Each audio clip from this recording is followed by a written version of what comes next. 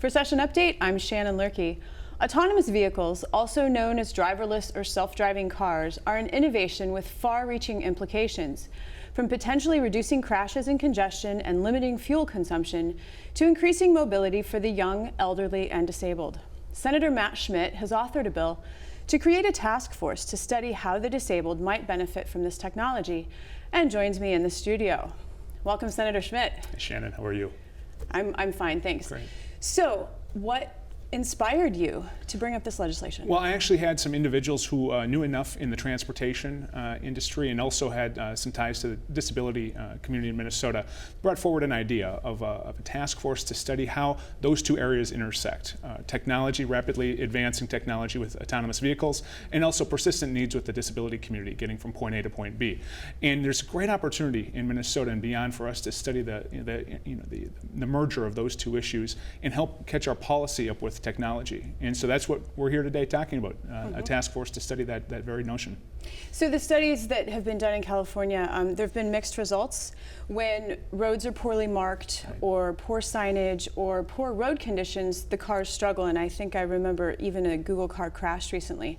It seems that there's implications then for the transportation bill coming up for the state of Minnesota's roads right now. Sure. Yeah. In other states, you're seeing task forces or similar study underway, demonstration projects, and so we're seeing a growing body of knowledge about driverless vehicles and how they might work on our existing roadways. What I think that we should do in Minnesota, though, is take that next step and look at how the technology could be applied to a very specific need, and that's within our disability community, and helping those who rely upon public service to get around town or to doctor's appointments or other areas of their lives. How driverless vehicles might help them gain some autonomy and independence in life, and along the way perhaps drive towards smarter public policy, efficiencies, and cost savings down the road. And so we're at a very critical point in this discussion with this emerging technology. Not only how can this technology be safe on our roads and help the general population, but how can it be applied to a very specific challenge we have in public policy with the disability community.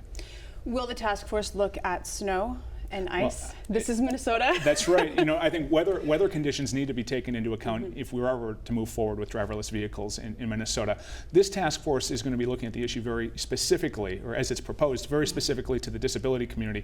But you can't lose sight of the fact that there are certain conditions in Minnesota that are different from California or Texas or other places, for instance. And so what I would hope for is a robust discussion on driverless vehicle technology, how it could be applied to Minnesota generally, and specifically how it could address this very specific need. Will you guys also look, or will you also look at congestion? With more people getting around, and Minnesota roads are already congested, right, this could create even more congestion. Yeah, that certainly could be an aspect of the discussion in the task force.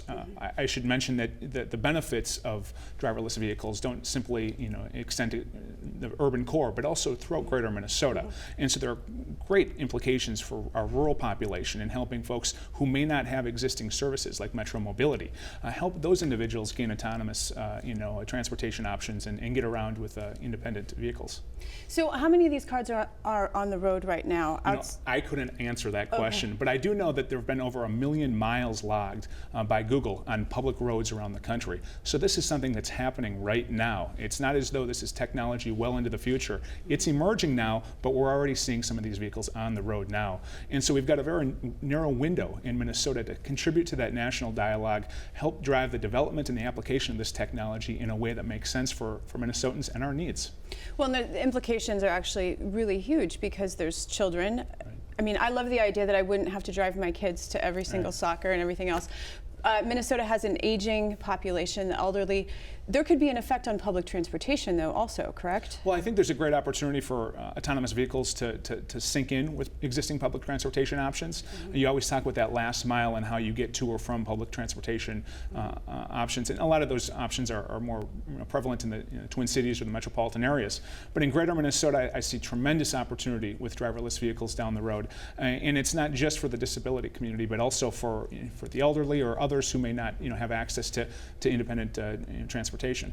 So will Minnesota be a front runner with this task force? Well, Minnesota has an aging population, the elderly. There could be an effect on public transportation, though, also, correct? Well, I think there's a great opportunity for autonomous vehicles to sync in with existing public transportation options. You always talk about that last mile and how you get to or from public transportation options. But in greater Minnesota, I see tremendous opportunity with driverless vehicles down the road. And it's not just for the disability community, but also for the elderly or others who may not have access to independent transportation. So will Minnesota be a front runner with this task force? In terms of identifying this particular option and opportunity for applying driverless vehicles to the disability or elderly communities, certainly I think we'd be leading the charge in looking at that aspect of the discussion, and would be contributing a lot to the public discussion that's underway right now nationally. We're not an outlier, though. A lot of other states are looking at the issue generally, but I think this is a niche that we're able to contribute something very specific to and help advance the discussion. Senator Schmit, it's been a pleasure. Thank you for coming into our studio today. Thanks a lot, Shannon.